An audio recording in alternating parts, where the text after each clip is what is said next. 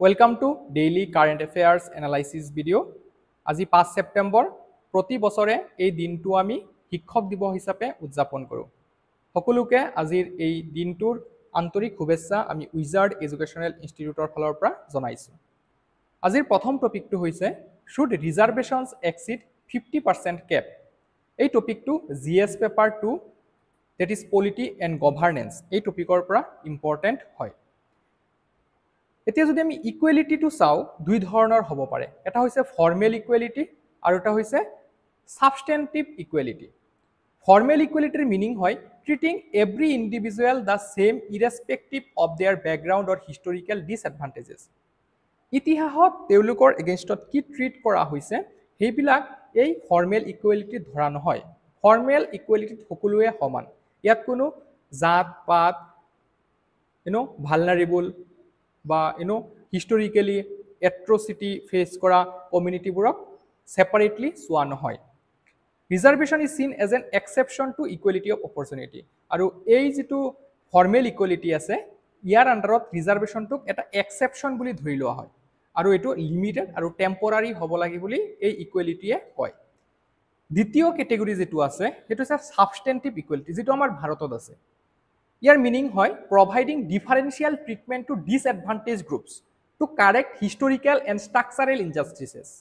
For example SC আৰু ST community, other backward class communities. আমাৰ ভাৰতত SC ST OBCৰ কাৰণে ৰিজাৰ্ভেশ্যনছ আছে।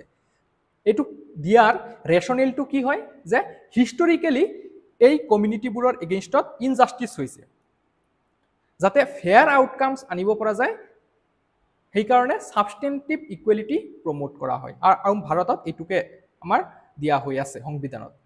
Reservation is viewed as a facilitator and a continuation of equality of opportunity. It helps level the playing field. আৰু এটা level playing field আনে বুলি এই সাবস্টেন্টিভ ইকুৱেলিটিয়ে কয়। আমি কনষ্টিটিউশ্যনত এতিয়া অলপ যাম যে কনষ্টিটিউশ্যনত কি আছে। Equality before law and equality of protection of laws, এইটো আছে আমাৰ আৰ্টিকেল 14, ৰাইট। তাৰপিছত আৰ্টিকেল 15ত কি থাকে, prohibition of discrimination on grounds of religion, race, caste, sex or place of birth. Article 15 clause 4ত আছে special provisions for socially and educationally backward class SCs STs in education. Article 15 clause 5ত আছে reservation in private unaided institutions. Private ইনষ্টিটিউশ্যনবিলাকতো ৰিজাৰ্ভেশ্যনৰ সুবিধা আছে up to 25% except minority institutions. আমি যোৱা ক্লাছৰ কাৰেণ্ট এফেয়াৰ্ছ এনালাইচিছত আলোচনা কৰিছিলোঁ যে প্ৰমোটি জাজমেণ্ট এটা দিছিলে 2014 চনত অনাৰেবল সুপ্ৰিম কোৰ্টে। তাত কৈছিলে RT এক্টৰ পৰা মাইনৰিটি ইনষ্টিটিউশ্যনসমূহক এক্সেম কৰা হ'ব। তো সেই ভিডিঅ'টো আপোনালোকে চাই ল'ব পাৰে যদি আপোনালোকৰ ডাউট আছে যে এক্সেপ্ট মাইনৰিটি ইনষ্টিটিউশ্যন কি হয়। Then article 15(6) up to 10% quota for EWS, যিটো 103rd কনষ্টিটিউশ্যনেল এমেণ্ডমেণ্ট এক্ট 2019ত দিয়া হৈছিলে। দেন আৰ্টিকেল 16(1) 16ত বেচিকেলি কি থাকে, equality of opportunity in matters of public employment, right. 16(4)ত আছে reservation for backward classes not adequately represented. 16(4)A reservation in promotions for SC ST by 77th amendment act 1995। So' SC ST সকলৰ government job পোৱাৰ পিছত প্ৰমোশ্যনো হ'ব। চ' সেইটো আমাৰ add কৰিছিলে 77th amendment এক্টৰ দ্বাৰা আৰ্টিকেল 16 ক্লজ 4 কেপিটেল A। দেন আৰ্টিকেল 16 ক্লজ 6 ইয়াত আছে 10% quota for EWS in government jobs through 103rd amendment act 2019। আমি এতিয়া যদি ৰিজাৰ্ভেশ্যনৰ জাৰ্ণিটো চাওঁ, আমাৰ সংবিধান যেতিয়া বলবৎ হৈছিলে 26 জানুৱাৰী 1950ৰ সময়ৰ পৰা, প্ৰথমতে আমি ক'ব পাৰোঁ 1950ৰ পৰা 51ৰ পিৰিয়ডটো যেতিয়া কনষ্টিটিউশ্যন কমেন্স হৈছিলে আৰু প্ৰথম এমেণ্ডমেণ্ট অনা হৈছিলে। 1951ত আনিছিলে প্ৰথম এমেণ্ডমেণ্ট, তাৰ দ্বাৰা এটা শ্বেডিউল এড কৰিছিলে। আপোনালোকে যদি মনত পেলাব পাৰে কমেণ্ট ছেকশ্যনত জনাব যে ফাৰ্ষ্ট এমেণ্ডমেণ্ট এক্টৰ দ্বাৰা কোনটো শ্বেডিউল এড কৰা হৈছিলে, কিহৰ লগত জড়িত আছিলে। এইটো জমিনদাৰী লবোৰ এবলিছ কৰাৰ কাৰণে, ৰাইট। তাৰ লগতে আৰু এটা প্ৰভিজনছ এড কৰিছিলে, সেইটো হৈছিলে ছ'চিয়েলি এণ্ড এডুকেশ্যনেলি বেকৱাৰ্ড ক্লাছৰ কাৰণে ৰিজাৰ্ভেশ্যনছ, স্পেচিয়েল প্ৰভিজনছ। তাৰপিছত 1952 ৰিজাৰ্ভেশ্যন ইন্ট্ৰডিউচ কৰা হ'ল 15% ফৰ শ্বেডিউল কাষ্ট আৰু 7.5% ফৰ শ্বেডিউল ট্ৰাইবছ। তাৰপিছত আহে মণ্ডল কমিশ্যন, যেতিয়া মোৰাৰজী দেশায়ে মণ্ডল কমিশন গঠন কৰিছিলে মণ্ডল কমিশনে ৰিপৰ্ট 1980 দিলে মোৰাৰজী দেশাই চৰকাৰ কিন্তু তাৰ ওপৰত কোনো কাম হোৱা নাছিলে ফৰ সে 10 ইয়াৰ্ছ তাৰপিছত ভিপি সিং চৰকাৰে এটুক ইমপ্লিমেন্ট কৰিলে আৰু আমি তাৰপিছত গোটেই ভাৰতবৰ্ষতে ওয়াইড প্ৰটেষ্ট দেখা পাইছিলো জেনাৰেল কেটেগৰীৰ মানুহসমূহে এই ওবিসি ৰিজাৰ্ভেশ্যন দিয়াটো লৈ পেলাই প্ৰটেষ্ট কৰিছিলে 1992 এটা ল্যান্ডমাৰ্ক জাজমেন্ট আহিল সুপ্ৰিম কোৰ্টৰ পৰা নামটো হৈছে Indra Sawhney versus union of India আৰু এই জাজমেন্টটোত কৈছিলে যে ওবিসি সকলৰ কাৰণে ৰিজাৰ্ভেশ্যনটো ভেলিড হয় 27% যেটো কোটা ওবিসিৰ কাৰণে দিয়া হৈছিল আপহেল্ড কৰিছিলে লগতে আৰু এটা কথা কৈছিলে যে 50% ক্যাপ থাকিব অৰ্থাৎ ৰিজাৰ্ভেশ্যন 50% লৈকেহে পসিবল আৰু বাকি 50% আনৰিজাৰ্ভ অৰ্থাৎ জেনাৰেল কেটেগৰীৰ কাৰণে থাকিব তাত গোটেই কমিউনিটিৰ মানুহে কম্পিট কৰিব পাৰিব আৰু এটা কনসেপ্ট ইন্ট্ৰোডিউস কৰিছিলে ক্ৰিমি লেয়াৰ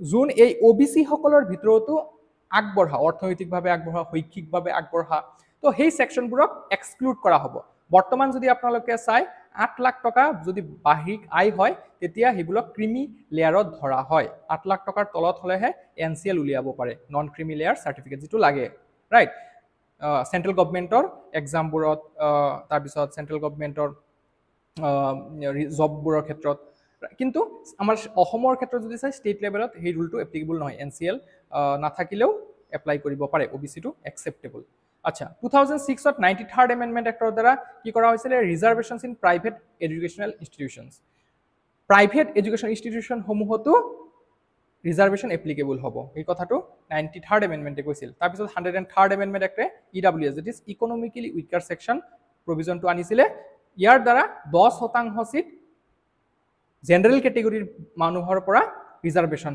লাভ কৰিব যোন আৰ্থিকভাৱে দুৰ্বল এটা মনিটাৰী লিমিট আছে ল্যান্ড লিমিট আছে সো হেবোৰ ক্ৰাইটেৰিয়া ফুলফিল কৰিব লাগিব তেতিয়াহে ইডব্লিউএছ সাৰ্টিফিকেট পাব পাৰে এতিয়া এই ৰিজাৰ্ভেশ্যনক লৈ পেলাই কিছুমান জাজমেন্ট আছে সেই জাজমেন্টবোৰ আমি চাম বালাজী ভাৰ্চেছ ষ্টেট অফ মাৰ্চি 1962 কেনেকৈ ইভলিউশন হৈছে কথাখিনি বুজিব যত্ন কৰক reservations must remain within reasonable limits reservations দিয়া হওক কিন্তু ৰিজনেবল লিমিট লৈকে state of Kerala versus N of Thomas 1975 কি কৈছে reservation not exception but part of equality আমি যেটো অলপ আগতে চাইছিলো দুই ধৰণৰ ইকুৱেলিটি আছে সেকেন্ড যেটো কেটেগৰী আছে সাবষ্টেন্টিভ ইকুৱেলিটি তো এই জাজমেন্টটোত কৈছে বুলি আমি ক'ব পাৰো যে reservation is a part of equality এটোক আমি সেপাৰেটলি বা এক্সেপশ্যন হিচাপে দেখিব নোৱাৰো then Indra Sawhney versus union of India case 1992 যত 50% ক্যাপ পেছ কৰি দিয়া হৈছিল ক্ৰিমি লেয়াৰ কনসেপ্টটো আনা হৈছিল ওবিসি সকলৰ কাৰণে যোন আৰ্থিকভাৱে শৈক্ষিকভাৱে আগবঢ়া এফ্লুয়েন্ট ক্লাস হিহতক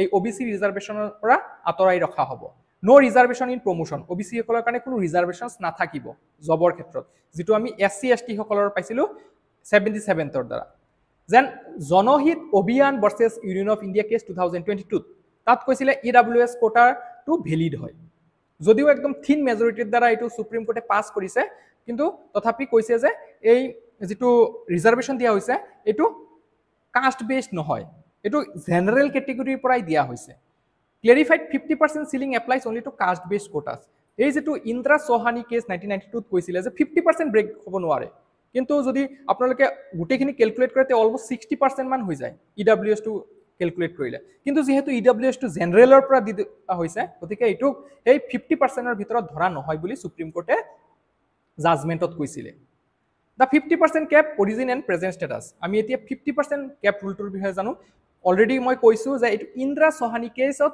দিছিলে যে total reservation can not exceed 50% exceptional cases allowed current reservation already 59.5% after EWS quota but upheld in Janhit Abhiyan যেটো কেস চাইছিল তাত কৈছিল যে এটো ভ্যালিড হয় কারণ এটো কাস্ট বেসড নহয় political demand to raise cap further political কিছুমান ডিমান্ড হৈ থাকে ভোটৰ কাৰণে বহুত পাৰ্টিয়ে ভোটাৰসকলক লোভৱান কৰিবৰ কাৰণে এই কথাবোৰ কৈ থাকে যে আমি পলিটিক্যালি যদি পাৱাৰত আহু তেতিয়াহলে আমি ৰিজাৰ্ভেশ্যনছ আৰু বঢ়াই দিম যেটো বৰ্তমান বিহাৰত হৈ আছে এই কাৰণে এই আৰ্টিকেলটো আমি দা হিন্দুত পাইছো প্ৰবলেম অফ আনইকুৱেল ডিস্ট্ৰিবিউশন যে ৰোহিণী কমিশন ফাইন্ডিংস ওবিসি সকলৰ কাৰণে এটা কমিশন গঠন কৰা হৈছিল যে 25% of OBC caste capture 97% benefit so concentration হৈ আছে যেটো ৰিজাৰ্ভেশ্যন আমাৰ সংবিধানে দিছে এটো ওভাৰঅল ডেভেলপমেন্টৰ কাৰণে not a particular section under a particular community যে এটা কমিউনিটিৰ যিকোনো এটা সেকশনেহে এনজয় কৰি আছে যেনেকৈ আমি দেখা পালো 4 ভাগৰ 1 ভাগ মানুহেহে অলমোষ্ট 97% বেনিফিট লাভ কৰি আছে আৰু 3 ভাগ মানুহ বঞ্চিত হৈ আছে Nearly 1000 OBC communities have zero representation. OBC সকলৰ মাজতো বহুত কেটা ক্যাটাগৰী আছে তো তাৰ ভিতৰত প্ৰায় 1000টা OBC কমিউনিটিৰ এতি ৰিপ্ৰেজেন্টেশনে নাই দেন SC ST ৰ ক্ষেত্ৰত যদি চাই সিমিলাৰ কথা যে সাব গ্ৰুপ আছে SC ST ৰ মাজত এটো এনেকুৱা নহয় যে হোমোজেনিয়াস গ্ৰুপ হয় SC ST সো হিয়তৰ মাজতো কি আছে গ্ৰুপিংছ আছে আৰু এই কথাটো 2024 চনত আমাৰ বৰ্তমানৰ chief justice of India B R গাবায়ে SC ST ৰিজাৰ্ভেশন জাজমেন্টটো দিছিলে যে তাতো ক্ৰিমি লেয়াৰ কনসেপ্টটো আনিব লাগে Alright, the creamy layer debate for SC/ST. কিহৰ কাৰণে নিব লাগে? To ensure benefits is the poorest and most backward within SC/ST. এই 75 ইয়াৰ্ছৰ গণতন্ত্ৰ যে আমি এনজয় কৰি আছো ডেমোক্ৰেসি আমাৰ ভাৰতত আছে এই সময়তে কিন্তু এনেকুৱা বহুত শ্ৰেণী আছে যোন এতিয়াও ডিসএডভান্টেজড ভালনেৰেবল যিহতে এতিয়াও এই ৰিজাৰ্ভেশনৰ দ্বাৰা আগবাঢ়িব পৰা নাই সেই সকলক এতিয়া আগবঢ়াই লৈ যোৱাৰ সময় হৈছে আৰু যোনে অলৰেডি সেই ৰিজাৰ্ভেশনৰ সুবিধা লৈছে ধৰক এফ্লুয়েন্ট হৈ গৈছে ক্ৰিমিলিয়াৰ ক্যাটাগৰীতে হৈ গৈছে সেইবিলাকক এই ক্যাটাগৰীৰ পৰা বাদ দিব লাগে অলৰাইট এই বেনিফিট ৰিজাৰ্ভেশনৰ আন্ডাৰত লব দিব নালাগে against many reserves is unfilled could reduce representation backlog এতিয়া আৰু এটা কথা হৈছে যে এতিয়াওতো বহুতখিনি SC ST ৰিজাৰ্ভেশন থকা সিট খালি আছে তো সেইবোৰ আনফুলফিল্ড হৈ থাকিব গভৰ্ণমেণ্টে কয় যে এতিয়ালৈকে আমি SC ST ৰ কাৰণে ক্ৰিমিলিয়াৰ কনসেপ্টটো আনা নাই OBC সকলৰ কাৰণে আছে কিন্তু SC ST ৰ কাৰণে আমিটো ভাবা নাই কিন্তু সুপ্ৰিম কোৰ্টে জাজমেন্টত কৈছিল যে ক্ৰিমিলিয়াৰ কনসেপ্টটো আনিব লাগে আমি যদি গ্ৰাউন্ড ৰিয়েলিটিটো বৰ্তমান চাও যে OBC ৰ ক্ষেত্ৰত benefits concentrated among a few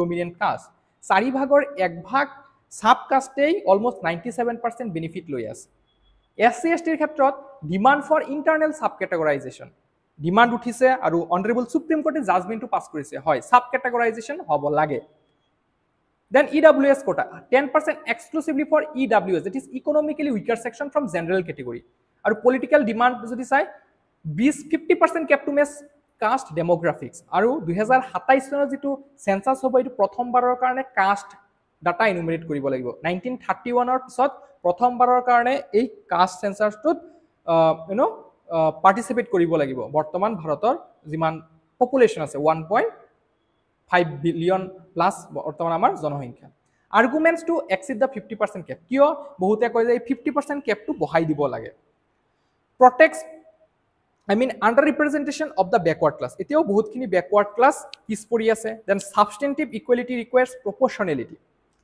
Indra Sohani allowed exceptional circumstances and demand supported by calls for caste census so these are the arguments in favor of 50% cap exceed all right then arguments to retain the 50% cap যে বহুতে কব খুজে যে 50% cap টো বহাব না লাগে তেলুকে কয় যে নহলে মেৰিট আৰু জেনাৰেল ক্যাটাগৰী সিটৰ সংখ্যা কমি যাব avoid social friction and backlash এতিয়া আমাৰ সংবিধানৰ ৰচুতা father of our constitution doctor B R. আম্বেদকাৰৰ ভিউটো কি আছিল হেতু আমি জানিলো reservations are a minority measures not permanent তেখেতে কৈছিলে ৰিজাৰ্ভেশন টু মাইনৰিটি মেজাৰহে হয় নট এ পাৰ্মানেন্ট সলিউশন এই কাৰণে ইনিশিয়ালি 10 বছৰৰ কাৰণেহে দিয়া হৈছে তাৰ পিছত আমনিকে চাইছে যে 10 বছৰকে ইনক্ৰিজ কৰি থাকে বিহেকে লোকসভা আৰু ষ্টেট লেজিসলেটিভ এসেম্বলিৰ সিটবোৰৰ কথা যদি কও ৰিসেন্টলি 104 নম্বৰ সংবিধানিক সংশোধনীৰ দ্বাৰা 10 বছৰ আৰু ইনক্ৰিজ কৰা হৈছে 2020 ৰ পৰা 2030 লৈকে লোকসভা আৰু ষ্টেট লেজিসলেটিভ এসেম্বলিত এমএলএ আৰু এমপি সকলৰ reservation from SC ST community encourages alternative solutions in education and job creation the way forward আমি কি কব পাৰো যে কাষ্ট সেন্সাস 2027 ৰ দ্বাৰা আমি এভিডেন্স বেসড পলিসি মেকিং কৰিব পাৰি sub categorization within OBC SC ST for fair distribution Rohini model যেটো হয় যে সাব ক্যাটাগৰাইজেশন হ'ব লাগে skill development beyond reservations focus on capacity building health care and schooling অকল ৰিজাৰ্ভেশন প্ৰভাইড কৰিলে নহব ক্যাপাসিটি বিল্ডিং কৰিব লাগিব স্কিল ডেভেলপমেন্টৰ কাৰণে কাম কৰিব লাগিব হেলথ কেয়াৰ ডেভেলপমেন্টৰ কাৰণে কাম কৰিব লাগিব স্কুলিংত কাজ কৰিব লাগিব ৰিটেইন কৰিব লাগিব হেই বিলাকতো আমি চাব লাগিব কাৰণ ৰিজাৰ্ভেশনে অকল কোনো এটা কমিউনিটিক মাৰ্জিনালাইজড বা ভালনাৰেবল সেকশনৰ পৰা এফ্লুয়েন্ট সেকশনলৈ লৈ নাহে তাৰ লগতে চেষ্টাও লাগিব তাৰ লগতে উন্নত মানৰ শিক্ষা লাগিব right then transparent collegium selection process to ensure equity in higher judiciary and jobs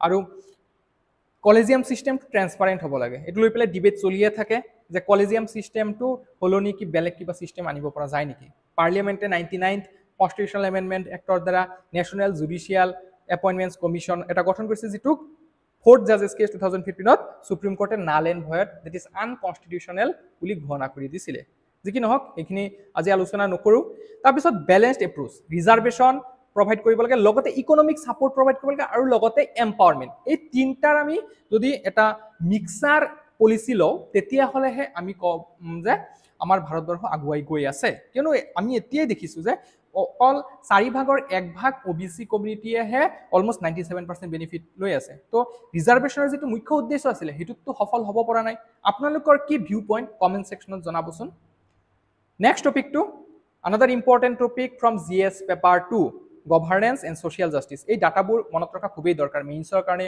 useful data হয় আৰু এই TFR that is total fertility rate এটু কি হয় এটু প্রিলিমস লেভেলটো কোয়েশ্চন হুধা দেখা যায় ইউপিএসসি প্রিলিমসত আহিছিলে কোনোবা এটা সনত আচ্ছা নিউজত আছে ইন্ডিয়া's birth rate decline and falling TFR that is total fertility rate the sample registration survey statistical report 2023 released by Office of the Registrar General of India revealed that India's total fertility rate has declined for the first time in 2 years recently Registrar General of India sample registration survey publish কৰিছে আৰু তাত কৈছে যে total fertility ৰেটটো যোৱা 2 বছৰত কমিছে হে ভাৰতৰ যেটো এটা হিষ্টৰিক ফাষ্ট হয় ৰিপৰ্টটোৰ মতে ভাৰতৰ TFR হৈছে বৰ্তমান 1.9 below the replacement level of 2.1 আচ্ছা এতিয়া টোটাল ফাৰ্টিলিটি ৰেট কি হয় আৰু ৰিপ্লেসমেন্ট লেভেল ফাৰ্টিলিটি ৰেট কি হয় এই দুটা আমাৰ জানিব লাগিব প্ৰথম কথাটো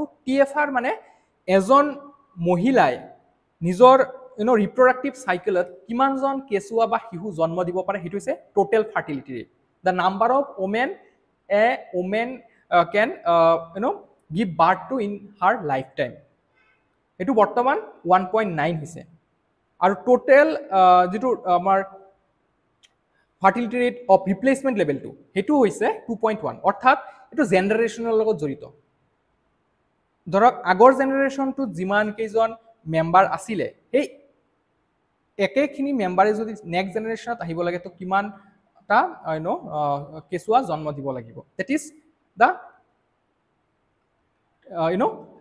ৰিপ্লেসমেন্ট লেভেল TFR সো এটু কমি গৈছে প্ৰথমবাৰৰ কাৰণে 2.1 হয় ৰিপ্লেসমেন্ট লেভেল TFR আৰু TFR হয় 1.9 মনত ৰাখিব এটা দুটা দুটা then ইণ্ডিয়া's crude birth rate fell also from 19.1 to 18.4 crude birth rate আছে 19.1 ৰ পৰা 18.4 লৈকে কমিছে ইয়াত দিয়া আছে crude birth rate কি হয় যে number of children born per 1000 people in the population in a year যে 1000 জন মানুহৰ ভিতৰত কিমানজন শিশু জন্ম লৈছে এটা বছৰত হেতু হৈছে crude birth rate আৰু ভাৰতত এটু কমিছে 19.1 আছিল 2022 চনত 2023 চনৰ বৰ্তমানৰ যেটো আমি স্যাম্পল ৰেজিষ্ট্ৰেচন সাৰ্ভে চাই আছো এই ডাটা মতে 18.4 হৈছে total fertility rate the average number of children expected to be born per woman during her entire reproductive span এটো আমি আলোচনা কৰিছো India's TFR has fallen to 1.9 in 2023 the first dip in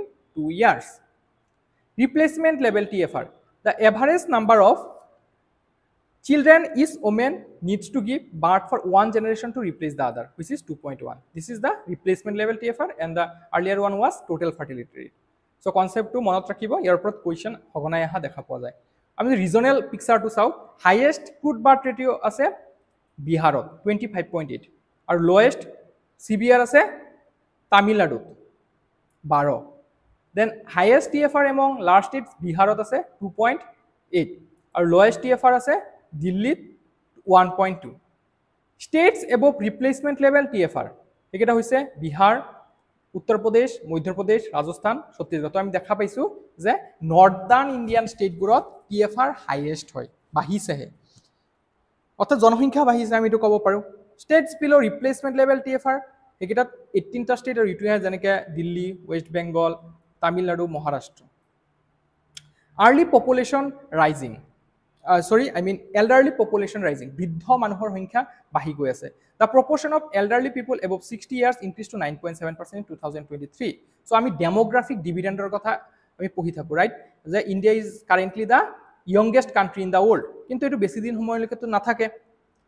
So এই ডাটাটোৰ মতে আমি গম পাইছো যে 60ৰ পৰা ঊৰ্ধ্ব বয়সৰ মানুহৰ সংখ্যা 9.7% আছে 2023 আৰু এই ডাটাটো বাঢ়ি গৈ থাকিব লাহে।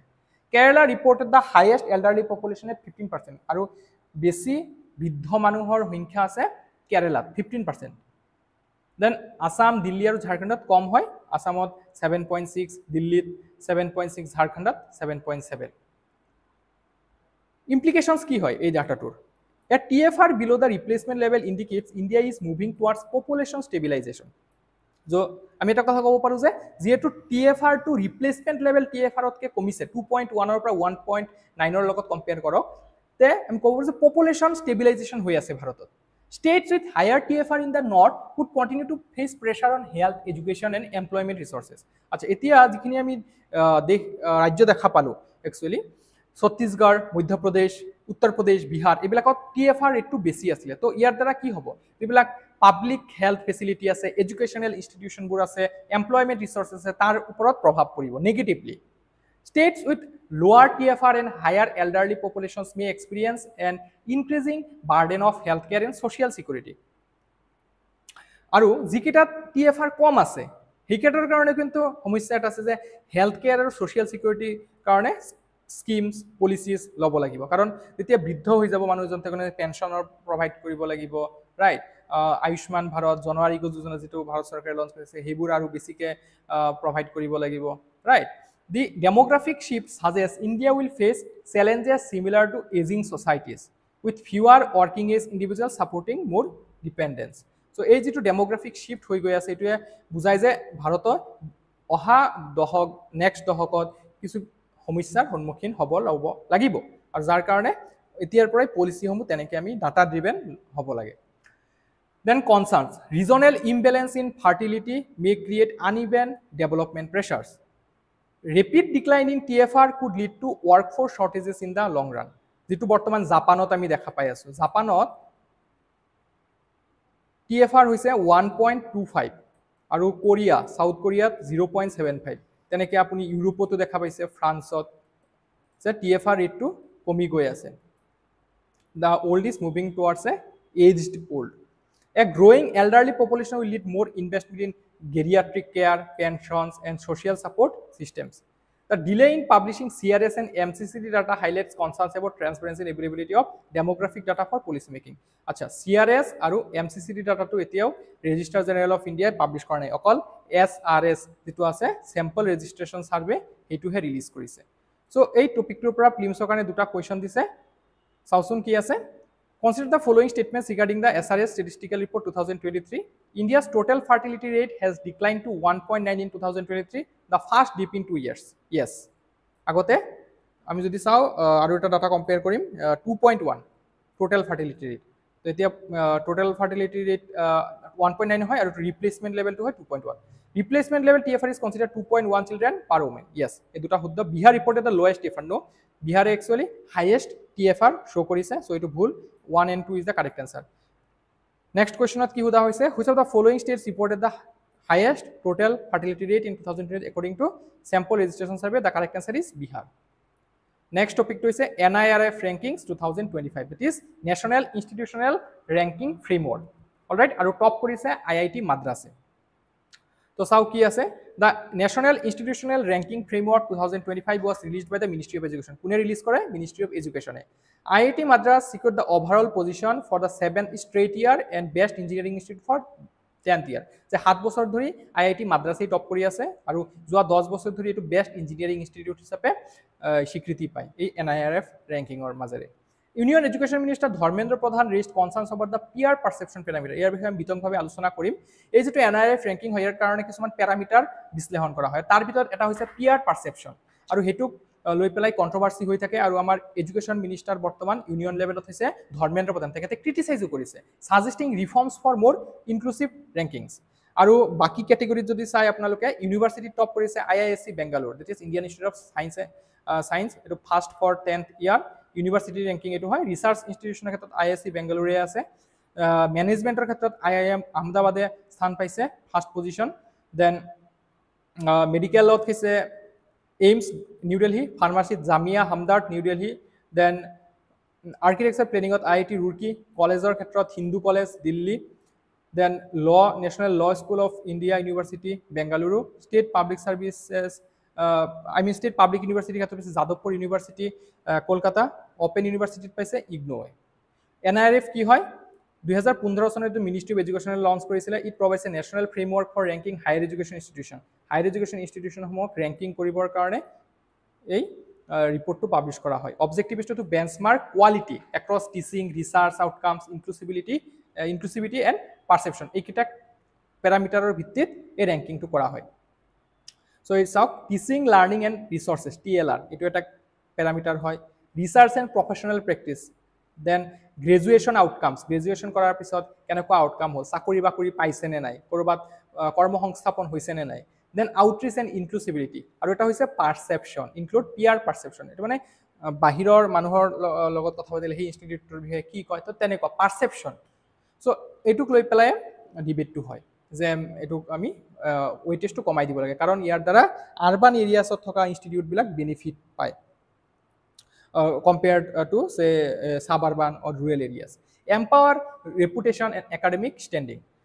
Criticism of peer perception parameter accounts for 10% of total weightage. যে যিমান weight ধৰা হয় বাকি কেটা মিলি পেলাই টোটাল 100 হয় তো তাৰ ভিতৰত 10% এই পারসেপশন হতে দিয়া হয় allegedly favours metro based and elite institutions and over state run or suburban institutions so metro যেটা ইনস্টিটিউট আছে সেইবিলাকক প্রেফারেন্স দিয়া হয় seen as subjective and prone to regional bias. Then suggested reforms ki suggestion diya hoise use more data driven approaches instead of subjective perception. Consider new metrics like entrepreneurs created by institution. Eta notun parameter use koribo para jay je kimanta notun udyokta গঠন করিছে hey institute to expand categories and participation to include more diverse institutions aru belek institution bilako yak hamorar kotha koa hoise Proposal of one nation, one data to standardize institutional evaluation. One nation, one data, one nation, one election, then one nation, one time. So, এনেকুৱা কিছুমান concept থাকে. So, one nation, one data আনিব পাৰিলে আৰু বেছি ভাল হ'ব, right? Then, significance of NIRF encourages healthy competition among institutions. The NIRF যিটো ranking publish কৰা হয় ইয়াৰ দ্বাৰা আমি ক'ব পাৰো যে institution বিলাকৰ মাজতে এটা healthy competition হয়. Help students and parents in informed decision making. So student hokol aru parent hokol informed decision making lobo pare. Google search korile pai jabo best institution konto hoy. Etia dhora kono eta site paid advertisement dara dekhai dile je hetu hoy. Kintu jetu sarkare publish kore NIRF ranking hetu dara ami sabo paru je hosai ne misai, right? Provides accountability and transparency in higher education. Then boost global visibility of Indian institutions. Challenge ki ase Indian higher education regional imbalance top ranks dominated by metro and elite institutions ami dekha palu je metro cities thoka jibilak institute ase hibilake top kore hodai tene IIT Madras IIT Bombay IIT Delhi top 6 ta IIT top 10 category paise right then subjective perception peer perception favors well known institute jiketa institute agore pura agbodha so hibilakor bihoy sobi bhal buliya kobo so ei peer perception 10% weightage dia hoy আৰু যাৰ দ্বাৰা ডিসএডভান্টেজ হয় সাবাৰবান এৰিয়াস state বিলাকত থকা ইনষ্টিটিউটবোৰ central institution well funded state private ones lack labs faculty and infrastructure research deficit very few institutions produce quality global research then inclusivity gaps limited representation of women SC ST OBC and differently abled students industry linkages weak employability and entrepreneurship outcomes remain poor quality versus quantity expansion of institutions without missing quality অকল expand কৰি গৈ থাকিলেই নহব আমাৰ quantity না লাগে আমাৰ quality লাগে a list regional bias and lack of uniform data so these are some of the challenges all right so এই টপিকটোৰ পৰা দুটা কোৱেশ্চন দিয়া হৈছে প্ৰথম কোৱেশ্চনটো চাওক consider the following statements about the national institutional ranking framework it was launched by the Ministry of Education in 2015 yes research and professional practice is one of its parameters yes peer perception carries 25% no 10% hai kore right so 1 and 2 is the correct answer which of the following institutions top the NIRF 2025 overall ranking the correct answer is IIT Madras option C acha Next topic to GS paper 5 or important hoy Guwahati Tea Auction Center records historic growth in 2025. Also GS paper 3 that is Indian economy, Assam economy etc. important hoy jay. The Guwahati Tea Auction Center, the world's largest auction hub for CTC. CTC full from ki hoy crash tier card. So eto APSC prelims 2020 ত আহিছিল আজিকালি তেনেকা question নাহে কিন্তু আমি জানি থোৱা উচিত যে CTC ৰ ফুল ফৰ্ম কি CTC সা বুলি কলে আমি বুজি পাও ক্ৰাশ টিআৰ আৰু কাৰ্ড CTC টিৰ কাৰণে GTSC এটা লাৰ্জেষ্ট অকশন হাব হয় ইয়াত অকশন হয় recorded high growth in April to August 2025 it sold 76.94 million of kg of tea ইমান সা বিক্ৰী কৰিছে up from 62.11 million kg in 2024 and 56.85 million kg in 2020 তো আমি দেখা পাইছো লাহে লাহে বৃদ্ধি হৈ আছে showing a steady rise in both CTC and orthodox tea demand এতিয়া আমি হিষ্টৰিকেল ব্যাকগ্ৰাউণ্ডটো চাও যে অসমত চাহ কেতিয়া আৱিষ্কাৰ হৈছিল ডিসকভাৰ্ড হৈছিল 1823 স্কটিশ এডভেঞ্চাৰ ৰবাৰ্ট ব্ৰুচ নাম শুনিছো তেখেত কোনটো দেশৰ আছিল স্কটল্যান্ডৰ observed that the Singpho tribe of Assam consumed tea brewed from wild tea plants যে wild tea plants or পৰা অসমৰ মানুহসকলে বিশেষকৈ Singpho tribe চাহ কনজিউম কৰে সো তাৰ পৰা তেও এই পাতটো ৰিসাৰ্চৰ কাৰণে বেলেগ দেহলৈ লৈ গৈছিল then কমাৰ্শিয়ালাইজেশন 1837 or 1813 or period to 39 I mean the first experimental tea garden was set up in 1837 in Chabua Upper Assam প্ৰথমটো এক্সপেৰিমেন্টাল টি গাৰ্ডেন কোড স্থাপন কৰা হৈছিল চাবুয়া বৰ্তমান ডিব্ৰুগড় ডিস্ট্ৰিক্টত আছে 1837 তাত স্থাপন কৰা হৈছিল তাৰ পিছত অফিশিয়ালি আসাম টি কোম্পানী স্থাপন কৰা হৈছিল 1839 ত formed in London to take over tea cultivation in Assam this was the world's first company fully dedicated to tea production আৰু প্ৰথম কোম্পানী আছিল fully dedicated to tea production আৰু কোনটো জায়গাত ফৰ্ম কৰা হৈছিল এটো ইম্পৰ্টেন্ট লন্ডন স্টেটমেন্ট বেসিছত এপিএসসি কোশ্চেন এনেকা উঠা দেখা পোৱা যায় The success of Assam tea ended China's monopoly, and by the late 19th century, Assam became the largest tea producing region in the world. So, আমি যদি 19th century হেহলৈকে চাই তেতিয়া আমাৰ Assam largest tea producing region আছিল Assam Tea Board and GTSC, the Tea Board of India set up under Tea Act of 1953, regulates tea cultivation, export and marketing in India. So, Bharat Sarkare Tea Board of India গঠন কৰিছে Tea Act 1953 under আৰু হেতুৱে tea cultivation, export, marketing ইত্যাদি বিষয় বস্তুবোৰ চাই থাকে.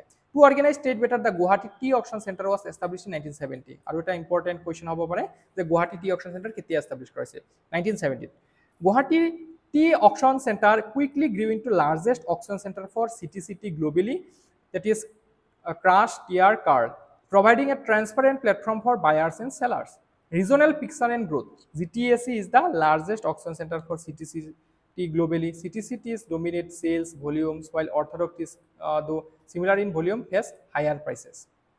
Growth trend, so আপোনালোকে চাইছে টাটাবোৰ লাহে লাহে ইনক্ৰিজ হৈ গৈ আছে, right? Significance কিয় strengthens Assam's global identity as the tea capital of the world. Then provides livelihoods for millions in Assam's tea gardens.